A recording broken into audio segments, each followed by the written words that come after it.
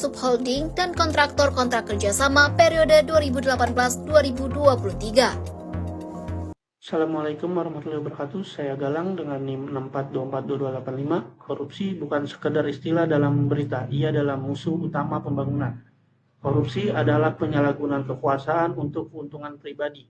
Dalam bentuknya yang paling umum, korupsi melibatkan suap, penggelapan, manipulasi anggaran, hingga nepotisme. Menurut Komisi Pemberantasan Korupsi, korupsi menyebabkan negara kehilangan triliunan rupiah setiap tahunnya. Tetapi korupsi tak hanya merugikan negara, ia juga merampas hak masyarakat akan pendidikan, kesehatan, dan masa depan yang lebih baik. Pada awal 2025, publik dikejutkan oleh laporan investasi gabungan KPK, BPK, dan Kejaksaan Agung mengenai dugaan praktik manipulasi dalam distribusi dan produksi bahan bakar jenis Pertamax di lingkungan PT Pertamina. Kerugian negara ditaksir mencapai 968 triliun sejak tahun 2018. Ini bukan salah satu skandal terbesar dalam sejarah Indonesia, tapi juga menempati peringkat pertama dalam kasus korupsi terbesar secara nominal. Bayangkan seorang ibu rumah tangga di daerah pelosok Indonesia yang harus membayar mahal untuk BBM demi menyalakan genset karena listrik tidak tersedia.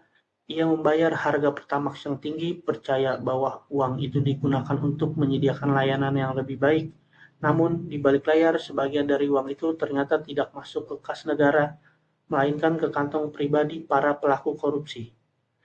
Pertamina adalah BUMN yang strategis, yang bertugas menyediakan energi untuk 270 rakyat Indonesia dengan ribuan SPBU di seluruh Nusantara dan jaringan produksi hingga ke luar negeri.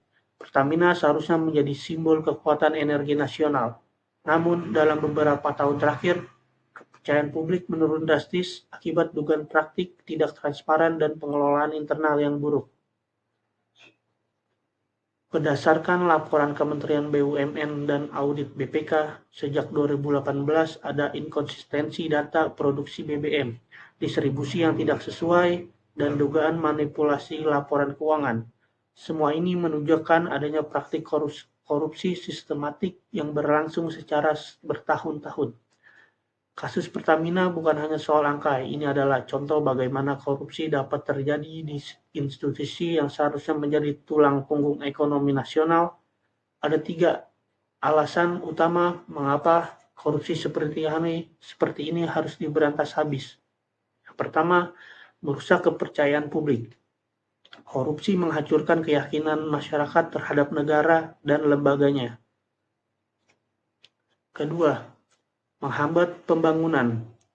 Uang yang seharusnya digunakan untuk membangun infrastruktur, sekolah, dan rumah sakit justru lenyap ke luar negeri atau dipakai foya-foya.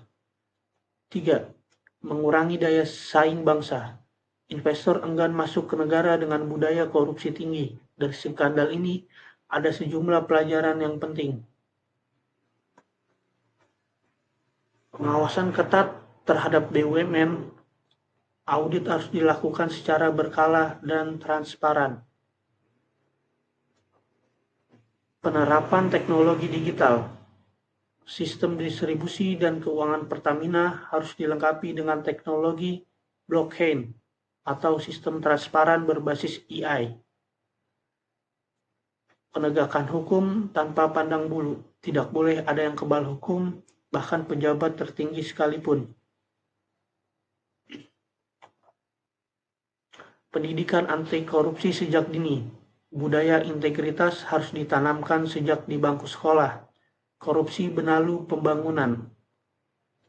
Dalam kasus Pertamina menunjukkan bahwa korupsi tidak hanya terjadi di pinggiran, tetapi juga di pusat-pusat kekuasaan ekonomi nasional. Skandal ini menyadarkan kita bahwa integritas adalah fondasi dari bangsa yang maju. Mari kita jaga energi kita bukan hanya dalam bentuk BBM, tetapi juga dalam bentuk semangat melawan korupsi.